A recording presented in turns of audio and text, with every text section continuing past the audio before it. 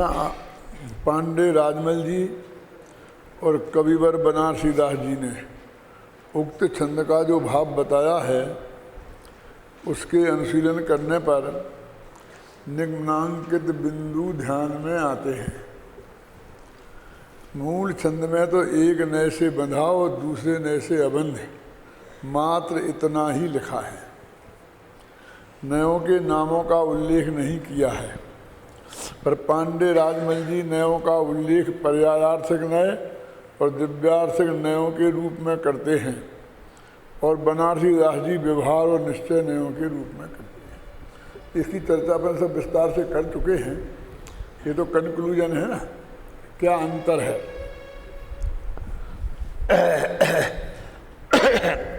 दूसरा, राजमल जी पक्षपात का स्वरूप स्पष्ट करते हुए कहते हैं कि एक वस्तु में अनेक रूप कल्पना करना ही पक्षपात है।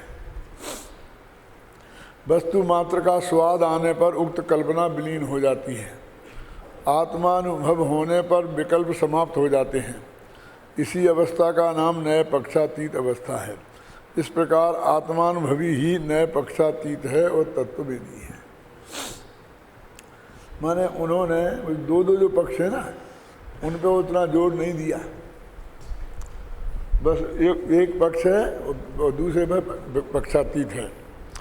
बनारसी दास जी इस बात पर वजन देते हैं कि जो व्यक्ति दोनों नयों के कथनों के मर्म को समझता है, उनके अभिप्राय को जानता है, प्रयोजन को पहचानता है, वही ज्ञानवंत है, वही तत्ववेदी है।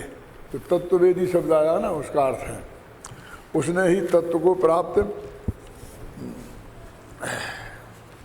किया है। उक्त तीन बिंदुओं में प्रथम बिंदु के संदर्भ में बात यह है कि दिव्यार्थिक और पर्यार्थिक नय मूलतः आगम के नय हैं और निश्चय व्यवहार अध्यात्म की। यद्यपि ये दोनों शैलियाँ एकदम अलग अलग हैं, तथापि एक दूसरे की विरोधी नहीं अपितु पूरक हैं। प्रस्तुत प्रकरण में दोनों ही शैलियाँ सहज ही घटित हो जाती हैं। आत्मा में कर्मबद्ध हैं, यह कथन पर्याय दृष्टि से किया गया कथन होने से पर्यायार्थक नय का कथन है, और आत्मा कर्मों के संयोग का कथन होने से दो द्रव्यों के बीच संयोग बताने वाला असद्भूत व्यवहार नय का भी कथन है। दोनों आ गया ना। इसी प्रकार आत्मा में कर्म अबद्ध है, यह कथन द्रव्य दृष्टि से किया गया होने से द्रव्यार्थिक नय का कथन है, और संयोग को अस्वीकार कर देने वाला कथन होने से शुद्ध स्वभाव के प्रतिपादक निश्चय नय का कथन है। इस प्रकार हम देखते हैं कि यहाँ दोनों ही शैलियाँ सहज भाव से घटित हो रही हैं।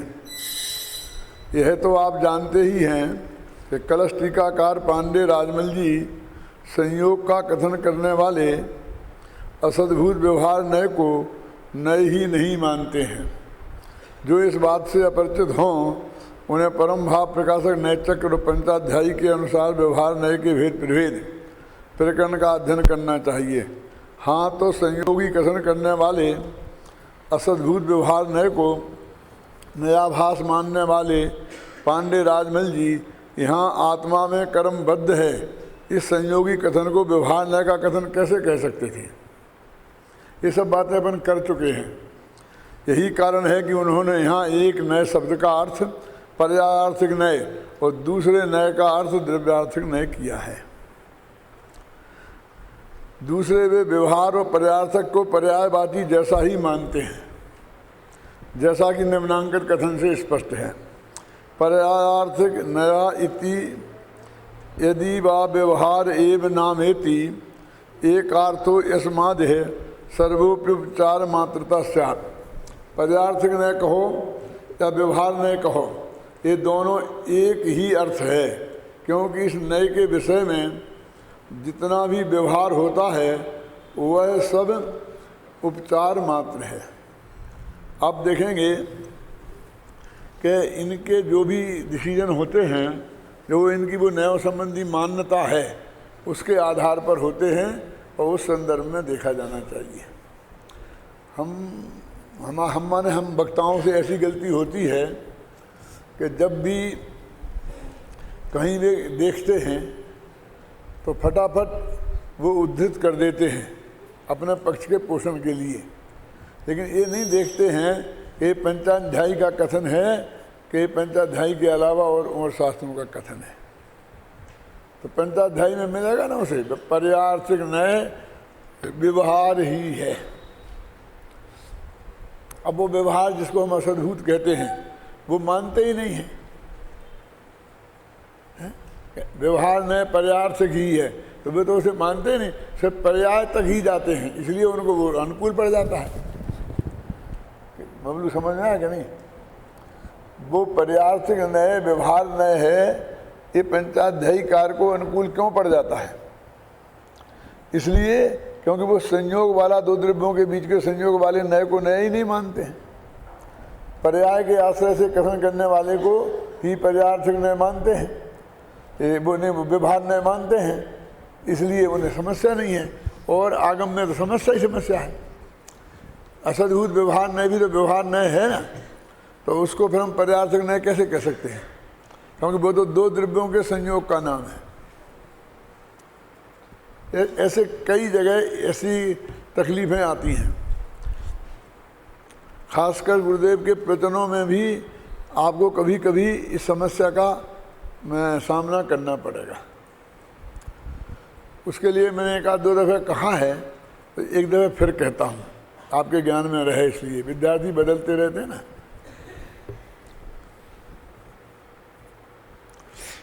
गुरुदेव श्री जब 19वीं बार या 18वीं बार प्रवचन कर रहे थे समय सार पर, तो जब 11वीं गाथा आई जिसमें भूतार्थों और भूतार्थों का आया, तो वहाँ जो निश्चय व्यवहार की उनने नीचे परिभाषाएं दी वो सब पंचाध्यायी की दी, क्योंकि उसमें पंचाध्यायी का स्वाध्याय भी साथ में कर रहे होंगे। और जो स्वाध्याय में चलता है वो आए बिना रहता नहीं है प्रवचन में। देखो टोडरमल जी की बात बताता हूँ मैं, कि मोक्ष मार्ग प्रकाशक का वो 7वां अध्याय लिख रहे थे। उस वक्त उन्होंने पुरुषासिद्धि उपाय की टीका लिखना शुरू की।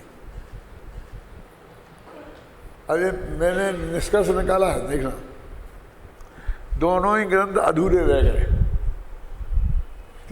वो टीका भी अधूरी रह गई और ये भी अधूरा रह गया। इसका मतलब यह है कि एक समय दोनों लिखे जा रहे थे, जब उनका अवसान आया तब दोनों लिखे जा रहे थे एक साथ। तो उसका जो मंगलाचरण है प्रसादित उपाय का, उसमें 7वें अध्याय की छाप स्पष्ट दिखाई देती है। अब बताइए, नहीं तो उन्हें क्या जरूरत थी कि कौन निश्चय से आत्मा को शुद्ध मान, भई हैं स्वच्छंद ना पिछाने निज शुद्धता। ये जो छंद है बिल्कुल 7वां अध्याय को उनने 4 पंक्तियों में बांध दिया। इससे मैंने निष्कर्ष निकाला अपनी पीएचडी की किताब में कि दोनों का लेखन एक समय हो रहा था।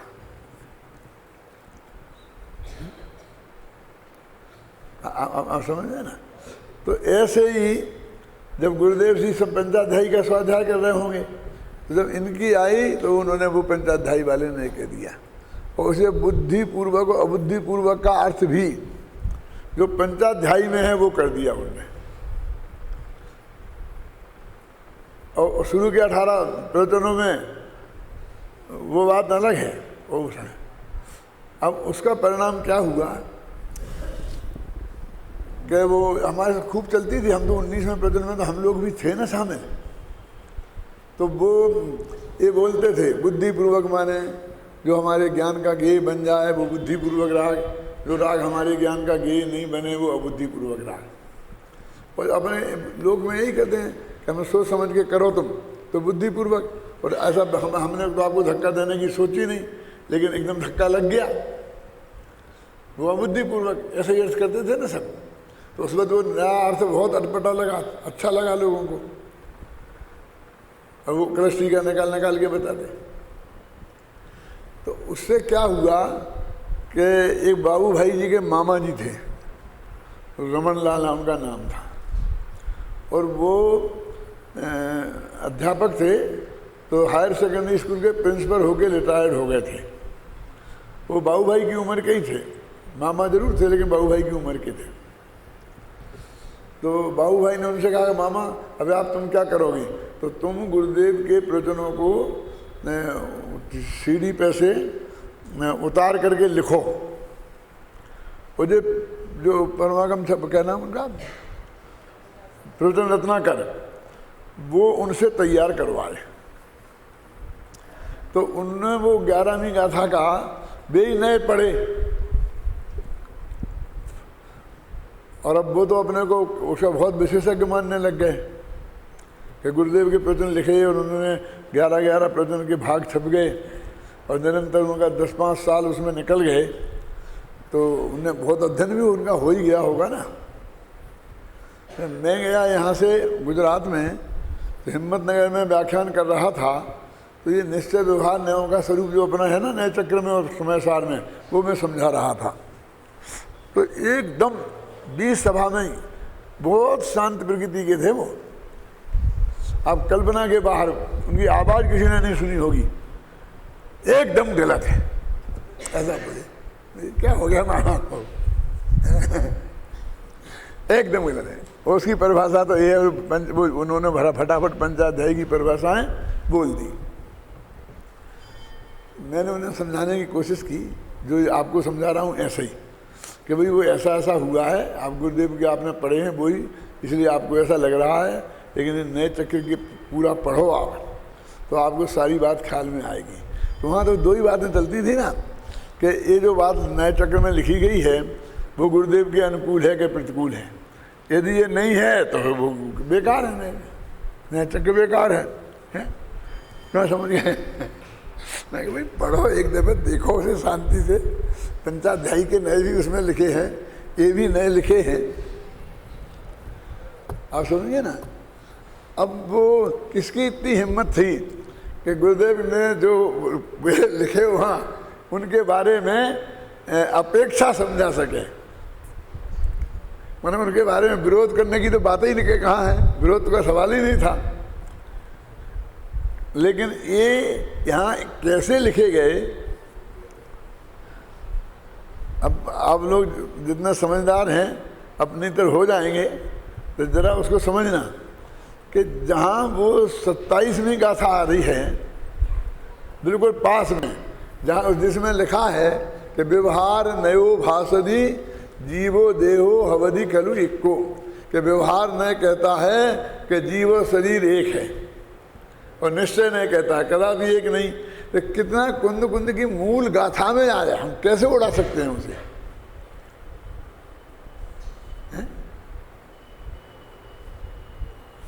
और कई गाथाएं, जैसे नगर को रास्ते को लुटता देखकर, हम कहते रास्ता लुटना, नागरिक को लुटता देखकर, राहगीर को लुटता देखकर हम ये कहते हैं कि रास्ता लुटता है। अब कितने जैसे वही है ना, जैसे नगर की व्यवस्था देखकर राजा का हम कथन करते हैं, ये सेना लड़ती है और राजा को, ये कितने उदाहरण दे दे के कुंद कुंद ने वो असद्भुत व्यवहार नहीं किए का कथन किया है समय सार में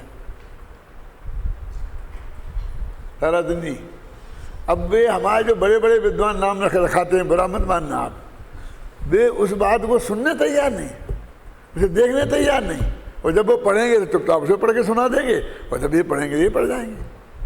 लेकिन दोनों का कंपैरिजन करो ना, जैसे हमने निकाल के नंबर दिए कि एक ये फर्क है, दूसरा फर्क है, तीसरा फर्क है, और फिर इसमें हमने सामंजस्य स्थापित किया। अब उन्हें इसकी ज़रूरत है कि नहीं इसे पढ़ने की? खुद नहीं किया तो पढ़ें तो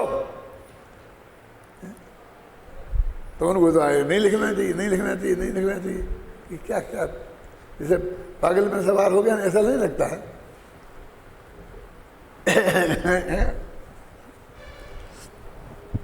तो इन दोनों जो शैलियाँ हैं, इनका बिल्कुल स्पष्ट ज्ञान आपको होना चाहिए, तभी आप समय सार का मर्म समझ सकेंगे और प्रवचन सार और सबके मर्म समझ सकेंगे। एक पॉइंट। अब दूसरा पॉइंट और समझने लायक है, वो ये है कि व्याकरण और न्याय ये कैसे लिखे जाते हैं। दुनिया में पहले प्रचलित होते हैं, फिर वैयाकरण दुनिया में देख देख के सुन करके उन रूपों को इकट्ठा करता है और उनके अनुसार नियम बनाता है।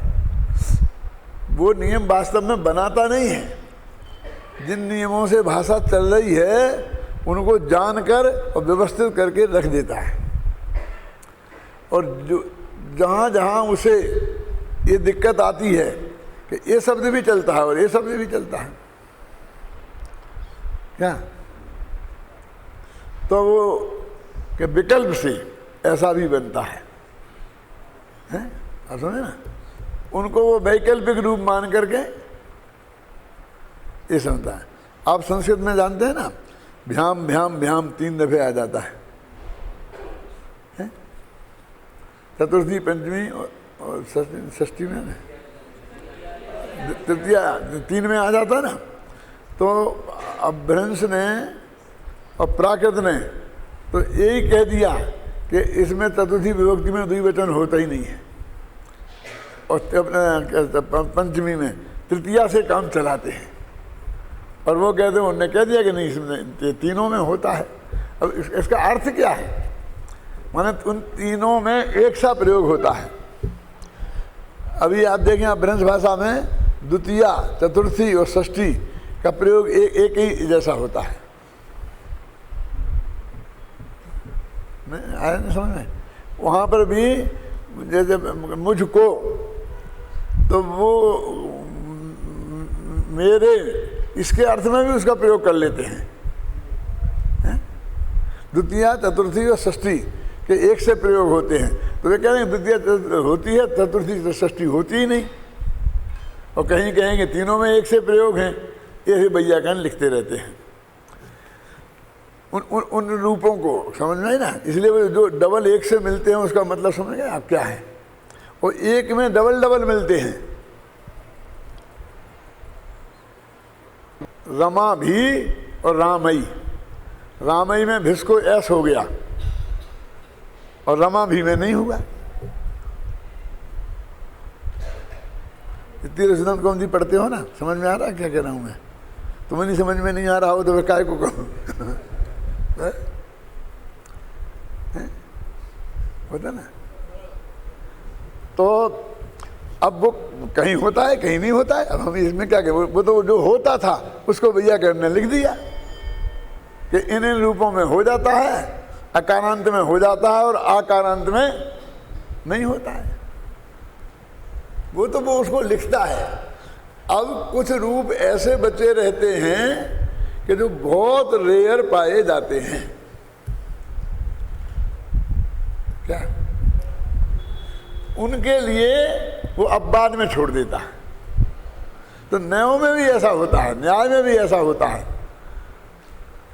ये जो प्रतनसार में 189वीं गाथा में शुद्ध नय से रागादिक का कर्ता आत्मा को लिखा, वो ऐसा ही प्रयोग है कि एक ही जगह पूरे आगम में मिलता है।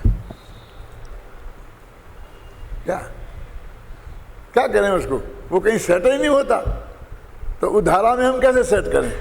और आप हमारी जान खाओगे कि देखो इसमें साहब शुद्ध नय से लिखा है, या आपने चंद का है, आप कैसे मना कर सकते हो। हम क्या कहेंगे भी, कभी विकल्प से कभी ऐसा, कहीं कहीं ऐसा हो जाता है। क्योंकि हमने थोड़ी लिखा है, हमने तो उसी में से निकाल के बनाया है। जैसे जैसे प्रयोग होते हैं उनको निकाल निकाल के हमने बताया है। कि साहब आपने क्या, तो हम क्या करें, हमने बता दिया पंचाध्यायी के नए ये हैं और ये समय सारा आदि ग्रंथों के ये हैं और अधिकतर ऐसे पाए जाते हैं और इनके पक्ष में ये तर्क है, उसके पक्ष में ये तर्क है, तो आप निर्णय करो। हम क्या निर्णय करेंगे, हमने दोनों बता दिए ना जो उपलब्ध होते हैं कि आप सुधार दो। सुधार कैसे दें, अब जो तो 400 वर्ष पहले लिखे गए और सारे देश में फैल गए, वो हमारे सुधारने से क्या सुधरते हैं। हमारी ड्यूटी सिर्फ समझने समझाने की है, ये सुधारने बुधारने की नहीं है। यदि आप उसको समझ सकते हैं तो समझ सकते हैं, नहीं समझ सकते हैं तो नहीं समझे, हम क्या कर सकते हैं। लोग बोलते हैं अनुशीलन क्या होता है, अनुशीलन क्या होता है? अनुशीलन ये होता है, समझे? अनुशीलन किसे कहते हैं? अनुशीलन का अर्थ ये होता है कि उस संदर्भ में कहाँ कहाँ कैसे कैसे कथन हैं और उनकी परस्पर में संधि कैसे है। और कुछ ऐसे बैठेंगे हमसे संधि जमेगी नहीं, तो हम कह देंगे ये संधि जमती नहीं है, अभी इसमें आचार्य का क्या आशय रहा वो हमारे ख्याल में नहीं आते।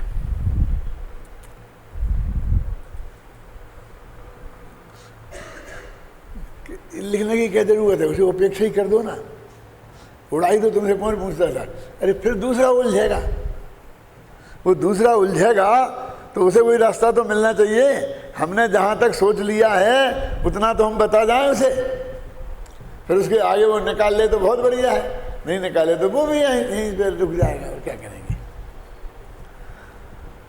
देखो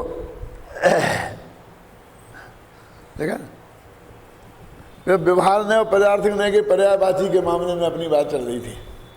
अभी ऐसे बहुत तर्क हैं, वो शायद मैंने लिखे हैं नए चक्र में, कि हम व्यवहार नय को पर्यार्थक नय नहीं मान सकते, और ये कहते हैं दोनों एक ही हैं, क्योंकि इसमें पर्यार्थक व्यार्थक नय में तो पर की व्यवस्था ही नहीं है, पर पर्याय व द्रव्य, आप समझे ना, पर्याय व द्रव्य, पर्याय व द्रव्य। ये शांति जी पढ़ा ना, अनन्य और एक दूसरा, दो हैं पर्याय वाले बोले, दूसरे एक सद्गुणी हानि वृद्धि वाला, अवशेष नियत। हाँ, तो अनन्य और नियत दोनों पर्याय वाले हैं।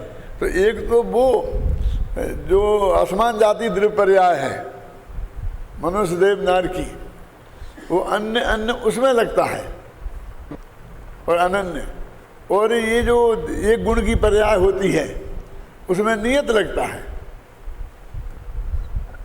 अब दो जगह प्रयोग आएंगे, यहां तो उन्होंने सूत्र दे दिया है, अब आगे प्रयोग इसी के हिसाब से आएंगे कि नियत का क्या अर्थ है। तो लेकिन सद्गुणी हानि वृद्धि से रहता है, अनियत का मतलब है सद्गुणी हानि वृद्धि है। अब इसको आप ध्यान नहीं देंगे तो कैसे इसका अर्थ करेंगे आप कि सब नियत है, निश्चित है, क्रमबद्ध पर्याय है, पक्की है। अब कहाँ की क्रमबद्ध पर्याय, कहाँ की पक्की है? या वो कुछ है ही नहीं। चलो, जो व्यवहार न पर्यार्थक न को पर्यायवाची ही मानता हो, सुनो, उसे उस बात की गहराई में जाने की क्या आवश्यकता है कि एक नए शब्द का अर्थ पर्यार्थक न करें या व्यवहार न करें, हैं?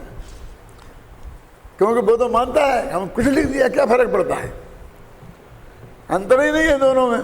जो अंतर होगा वो सोचेगा।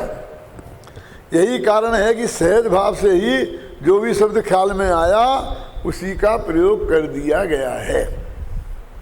ये बहुत सभ्य भाषा में ये बात लिखी गई है, अब ये ख्याल में आए। यदि हमारे आचार्य होते न्याय के तो एक मिनट में कह देते इतनी अविचारणीयम अवरमणीयम कुछ भी शब्द का प्रयोग है, तदप्य सत्य। यदि यह बात है तो फिर नाटक समय सार में सर्वत्र ही कलश टीका का अनुकरण करने वाले बनारसी दास ने यहाँ भी उनका अनुसरण क्यों नहीं किया। अब एक बड़ी समस्या खड़ी होती है।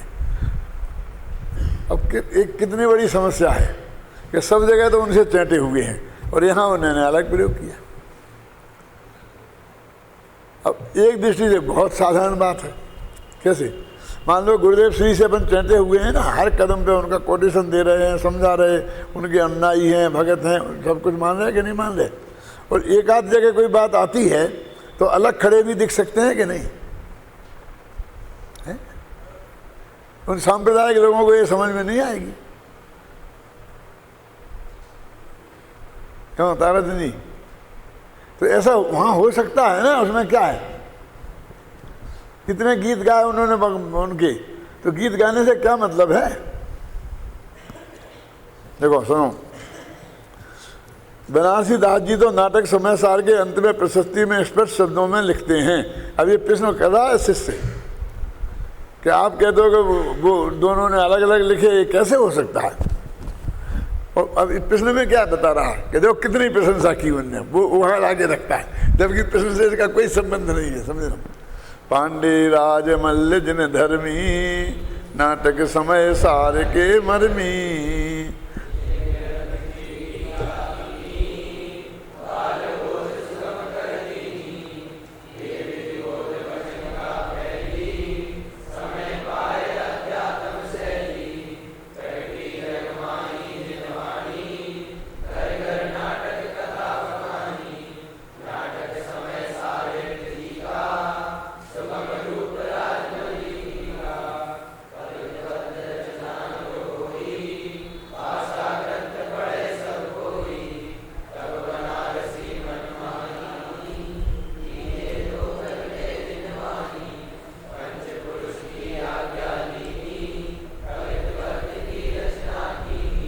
तो समझ में आ गया होगा ना सब।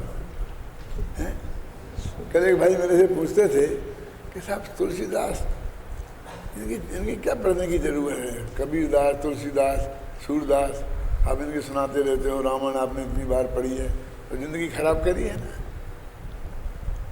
क्यों? ऐसा डायरेक्ट प्रश्न था मेरे से।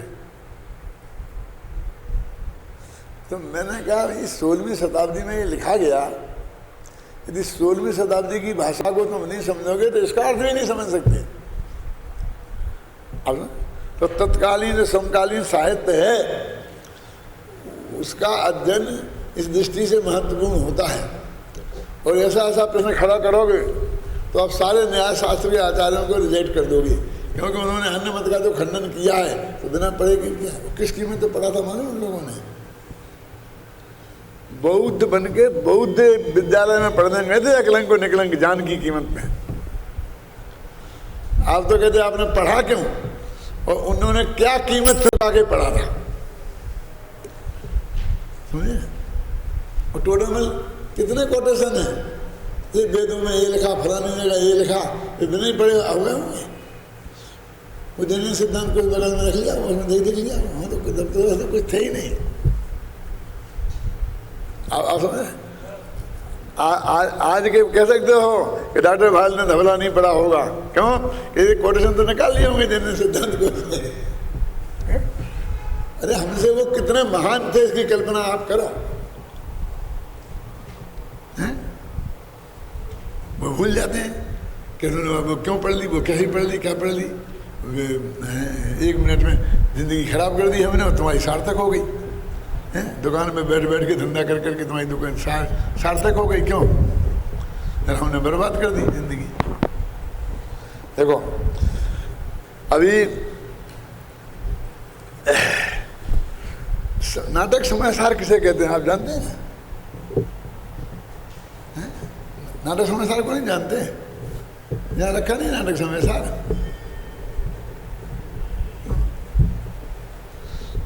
वो है ना बनारसी दास ने लिखा है, नाटक समय सार नहीं जानते? अरे भैया इसमें जो नाटक समय सार आया है वो बनारसी दास वाला नहीं है। बनारसी दास वाला तो लिखा ही नहीं गया था तब। उसके पहले वो क्या कहते हैं, पांडे राज मल्ल जिन धर्मी और नाटक समय सार के मर्मी। तो कोई नाटक पहले रहा होगा जिसके वो मर्मी थे। बनारसी दास ने तो उनके बाद लिखा है, हो सकता है उनके स्वर्गवास के बाद लिखा हो। तो ये कौन सा नाटक समय सार है? मैं इसकी तरफ आपका ध्यान आकर्षित करना चाहता हूँ। हमें क्या कहना है? नाटक समय सार को हम जानते हैं, इसमें नाटक समय सार लिखा है, इसमें अकल लगाने की जरूरत क्या है? बोलो है कि नहीं है? बोलो है? जो आत्मख्याति टीका को अमृत ने नाटक का रूप दिया है, वो उसको कह रहे हैं, वो है नाटक आत्मख्याति। वे जो कलश हैं वो कलश टीका के टीकाकार हैं, कलशों के टीकाकार, और उनको नाटक समय सार के मर्मी कह रहे हैं। अब यहाँ समझ लो नाटक समय सार का अर्थ क्या है। अब आप समझ में आए कितना फर्क पड़ता है। हम उस किताब को समझ लेते जो जब लिखी नहीं गई थी। और पहले का हमें कोई नाटक समय सार कहीं दिखता नहीं है। अरे हर अधिकार के अंत में आता है कि वो स्टेज से निकल गए, फिर वे स्टेज पे आ गए, फिर दोनों मिलके आए, दोनों अलग होके आए। आता कि नहीं आता आत्मघाती में? वो समझ में नहीं आती कि नाटक है, जबकि नाटक के सारे तत्व उसमें विद्यमान हैं। देखो, जिन ग्रंथ की टीका कीनी और बाल बोध सुगम कर दीनी, उन्होंने उस ग्रंथ की टीका, वो कलश टीका को ही वो नाटक समय सार का टीका मान रहे हैं। कलशों को नाटक मान रहे हैं एक तरीके से। ये विधि अब देखिए उसका कितना प्रचार हुआ था, इससे अंदाज लगाओ आप। ये विधि बोध वचन का फैली, समय पाए अध्यात्म शैली, उसकी वजह से वो बोध वचन का माने बाल बोध वचन का माने सरल वचन का फैली, तो समय सार के अध्यात्म की शैलियां, समय पाकर अध्यात्म की शैलियां गांव गांव में बनी। उसकी वजह से गांव गांव में गोष्ठियां चलने लग गई और उनमें वो पढ़ा जाने लग गया। शैली समझते हैं? ये राजस्थान का इधर से एरिया का पुराना शब्द है कि फलानी शैली जो आजकल बोलते फलाना मंदिर, फलाना ट्रस्ट, फलानी कमेटी। पहले वो सब शैलियाँ हुआ करती थी, और वो अध्यात्म प्रेमियों की शैलियाँ जो हमेशा स्वाध्याय किया करती थी मिलके बैठ करके, तो वे उसको अध्यात्म शैली कहते थे। प्रगति जग माही जिन वाणी, बनारसी दास की दृष्टि में कलश टीका का कितना महत्व है। आप देखिए, आप ये छंद मैंने उद्धृत किए हैं। मैं क्या कहना चाहता हूँ कि इतने आक्रांत थे वो कि जो कुछ हमारा समय सार अभी दिखाई देता है 16वीं शताब्दी में, वो सब इस कलश टीका का परिणाम है। प्रगति जगमाही जिनवाणी, मैंने जिनवाणी प्रकट होगी, जैसे अपन कहते हैं गुरुदेव के प्रताप से आज घर घर में समय सार की चर्चा होने लगी। वो पोजीशन थी पांडे राजमल जी की। घर घर नाटक कथा बखानी, अब हर मंदिर में और शैली में नहीं, घर घर में समय सार नाटक की कहानी चलने लगी। क्या घर घर नाटक कथा बखानी, और नाटक समय सार हित जी का, और सुगम रूप राजमली टीका, ये राजमल जी की टीका है।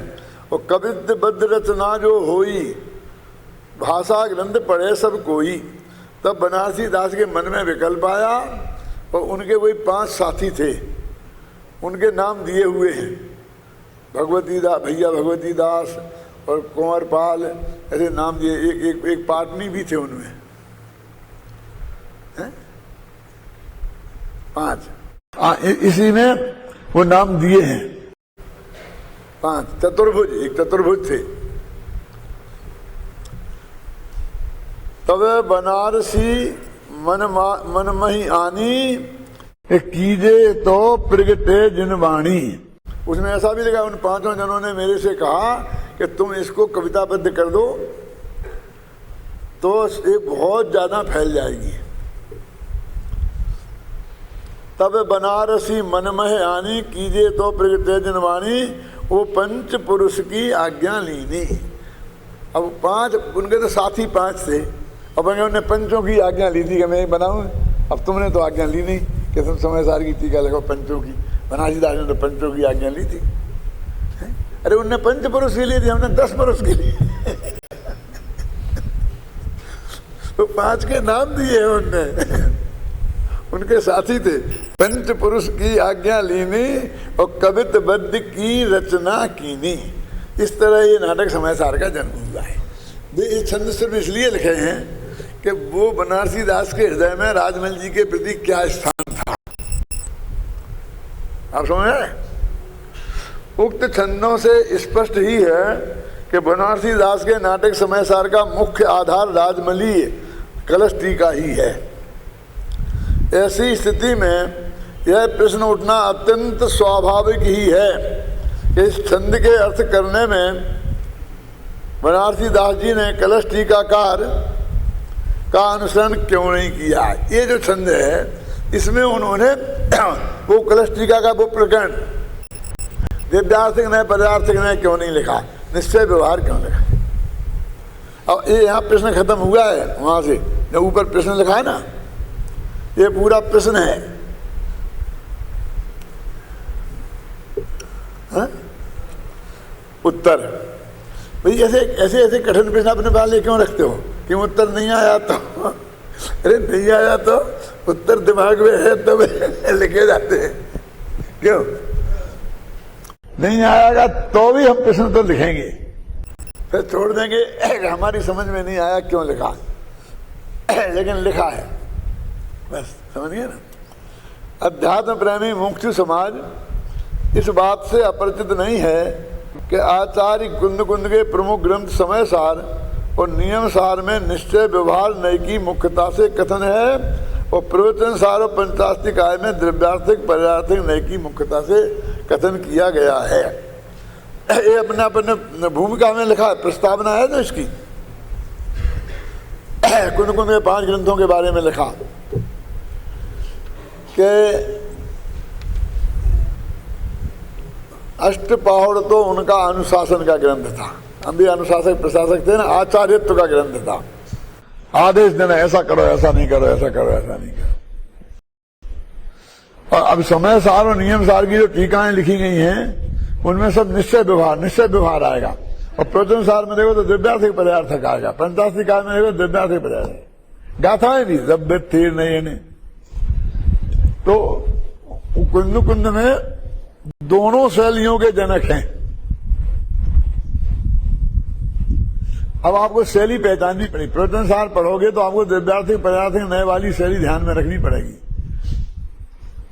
और समय सार पढ़ोगे तो निश्चय व्यवहार वाली शैली ध्यान में रखना पड़ेगी। इसको बोलते हैं आपने कुंद कुंद पढ़ा के नहीं पढ़ा, जो बोलते हैं ना क्या क्या क्या है कुंद कुंद पढ़ा के नहीं। देखो लगता है कि इस बात को ध्यान में रखकर ही बनारसी दास जी ने यहाँ निश्चय व्यवहार न्यायों का प्रयोग करना उपयुक्त समझा। माने बनारसी दास जी को ये ख्याल में आ गई थी कि समय सार में तो हर जगह निश्चय व्यवहार है, शुद्ध नियम बयानी ही, इसको शुद्ध ने जानो, उसमें निश्चय व्यवहार जानो, निश्चय ने भी भूतार्थ है, व्यवहार ने भी भूतार्थ है, दिव्यार्थ की बात ही नहीं कर रहे। ये समय सार की टीका लिख रहे हैं, ख्याल में आई ना। अब बनारसी दास जी की पकड़ में आ गई, राजमल जी की नहीं आई तो नहीं आई, अब क्या करें इसमें। ये गुरु हो तो गुरु हो, चेले हो तो चेले हो, पर हम तो अपने हमारे समझ में जो आई वो लिख रहे हैं। अब आप लगाओ माथा, दूसरी समझो, समझे। अब एक कारण तो ये हो सकता है, और दूसरा यह भी हो सकता है, देखो कि पांडे राजमल जी के समान उनकी दृष्टि में भी व्यवहार में और पर्यार्थक में एकादबाची ही हो, दोनों ही गुरु चेले एक से ही हो। एकादबाची है तो क्या है, वो लिखा गया तो छंद में वो बैठ गया तो वो लिख दो क्या इस कारण उन्होंने इस पर विशेष ध्यान ही ना दिया हो और सहज छंदानुरोध से निश्चय व्यवहार शब्द का प्रयोग कर दिया हो। जो भी हो, मूल बात यह है कि दोनों ही अर्थ सही हैं और प्रस्तुत प्रकरण में पूर्णता घटित भी हो सकते हैं तथा आत्मख्याति के कलश के भाव को पूरी तरह स्पष्ट करने में समर्थ हैं। माने इसमें उत्तर सिर्फ संभावना के आधार पर दिए हैं, फिर भी इतना बड़ा प्रश्न खड़ा किया कि यदि तुम वो सुनिश्चित उत्तर नहीं दे सकते हो तो प्रश्न खड़ा नहीं करते ना। क्यों नहीं करते? हमने जितना सोचा है वो तो पहुंच जाए तुम तक, इतना रास्ता तो तुम्हें पार नहीं करना पड़े। अब इससे आगे वैज्ञानिक लोग शोध करते हैं ना, तो एक निश्चित चीज तक पहुंचा देते हैं, फिर आगे की शोध उसके आगे होती है। हर एक आदमी 0 से शुरू थोड़ी करता है? तो जितना काम हो गया उतना तक तो हम पहुंचा दें। पंडित जयचंद जी छावरा ने दोनों में से किसी भी नए के नाम का उल्लेख नहीं किया, वो तो अपने कुंद कुंद की लाइन पे रहे। एक नए वो दूसरा नए, एक नए वो दूसरे नए से ही काम चला जा। उन्होंने तो सभी 22 छंदों में एक नए का पक्ष है कि आत्मा बंधा है और दूसरे नए का पक्ष है से आत्मा अबंध है। इस प्रकार एक नए और दूसरे नए शब्दों से ही काम चला लिया है। इस प्रकरण में आपने सबके मत तो बताए, पर आपका मत क्या है यह नहीं बताया।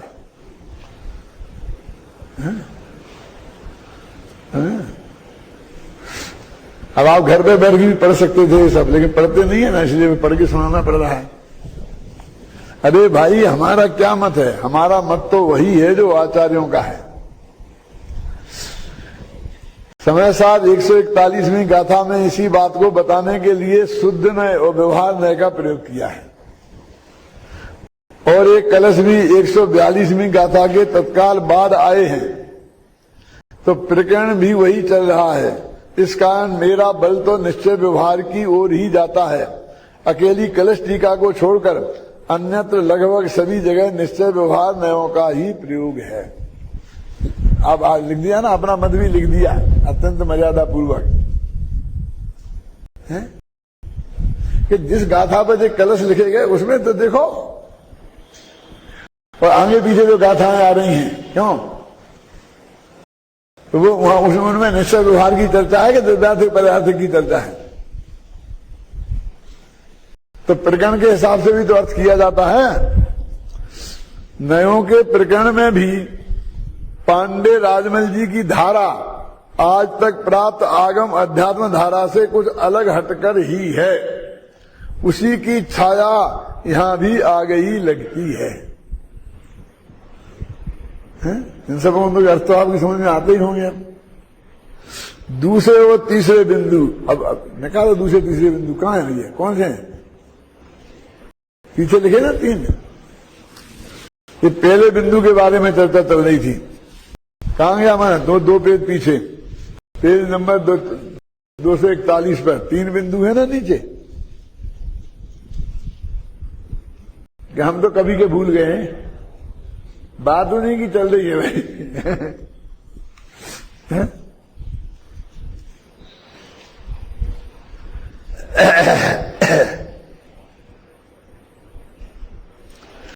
दूसरे और तीसरे बिंदु के संदर्भ में भी 2 प्रश्न सामने आते हैं। प्रथम तो यह कि आत्मा अनुभव के काल में ही नए पक्षातीत होता है, और दूसरा यह है कि वस्तु का सम्यक स्वरूप जानने वाले आत्मानुभवी ज्ञानी सदा नया पक्षातीत रहते हैं। फिर समझ में आया कि नहीं आया? क्यों? अच्छी तरह पढ़ लो, फिर पूछता हूं मैं अभी किसी से भी खड़ा करके। देखो यहां लिखा है कि नए पक्षातीत हो जाता है आत्मा। तो अभी ये 2 मत चलते हैं समाज में। पहला मत जो ज्यादा प्रचलित है, लोग मानते हैं, कौन सा? कि जब वो अनुभव किया ना, आत्मा शुद्धोपयोग में गया, तब नए पक्षातीत हो गया और फिर नयों के पक्ष में आ जाता है। और दूसरा अर्थ यह है कि एक दफा सम्यक दर्शन हो गया और फिर वो छूटा नहीं, तो युद्ध के काल में भी वो नए पक्षातीत ही रहता है। ये है, ये प्रश्न है। फिर पढ़ते हैं, देखो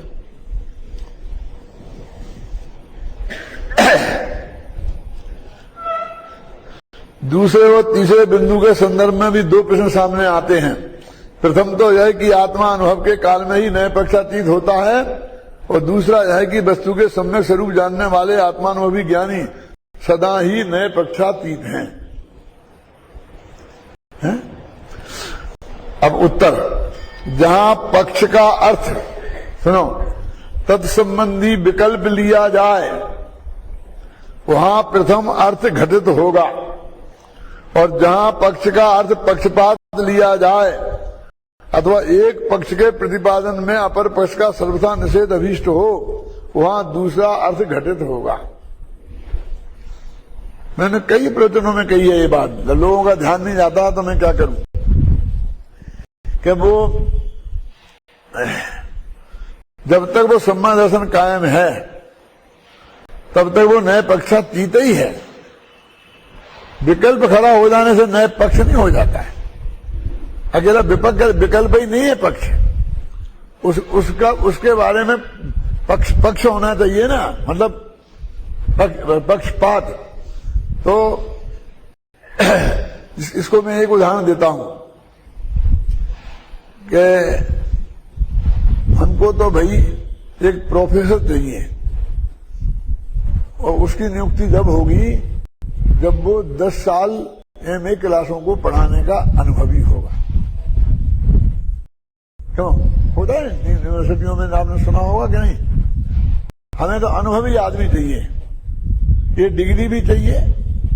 पहले तो ये भी था कि डीलिट करना हो तो वो पीएचडी तो होनी चाहिए, लेकिन उसे 10 साल तक किसी विश्वविद्यालय के कॉलेज में एमए क्लासों को पढ़ाने का अनुभव होना चाहिए, तो डीलिट के लिए रजिस्ट्रेशन होगा।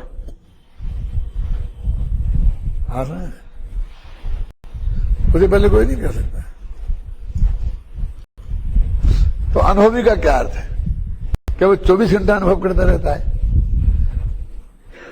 उसने साल में सिर्फ 100 पीरियड लिए, वो अनुभवी कैसे हो गया? जिंदगी मेरे को जिंदगी भर का अनुभव है। कहां जिंदगी भर का अनुभव है?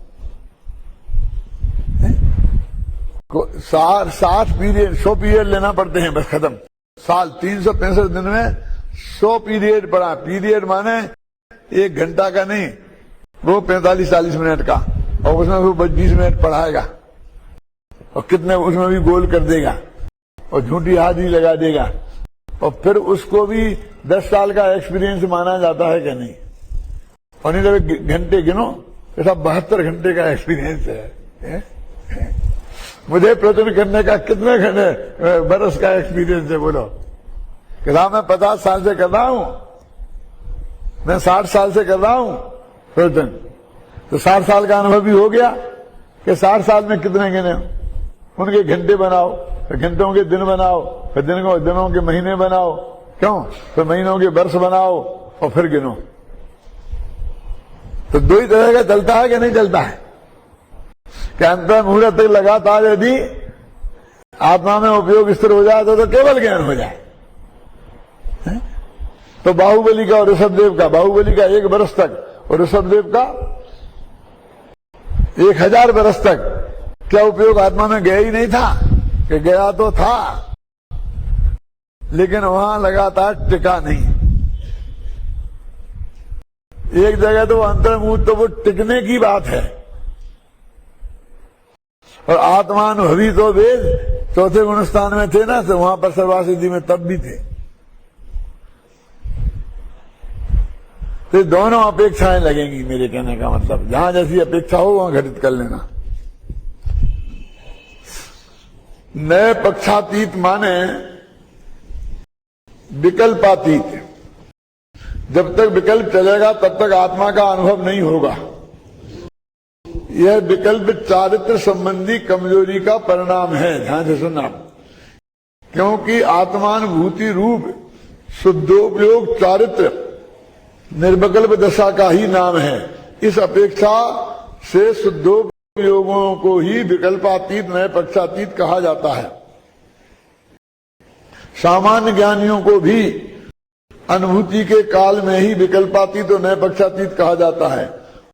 दूसरे दोनों नयों के स्वरूप को भली भांति जानने वाले, उनके प्रयोजन को पहचानने वाले आत्मानुभवी ज्ञानी धर्मात्मा सदा ही नए पक्षातीत हैं। ये दूसरा अर्थ है, क्योंकि वे दोनों में से किसी भी नए के पक्ष में नहीं पड़ते। वे दोनों को सही रूप में जानते हैं और दोनों का यथायोग उपयोग करते हैं, अतः वे सदा ही नए पक्षातीत हैं। अब भैया ये तो अब अर्थ तुम अपनी तरफ से कर दोगे तो चलेगा नहीं, और मोक्ष में तो नहीं चलेगा जब तक गुरुदेव की सील नहीं लगेगी। इसलिए मैंने गुरुदेव का वो कोटेशन निकाल के आपके सामने रखा है, जो आप 100 सिर के नहीं निकाल सकते थे। आपका उपयोग ही नहीं जाता इतना गहराई से। ख्याल में आई ना कि देखो गुरुदेव भी जो मैं कह रहा हूं वो बात मानते हैं।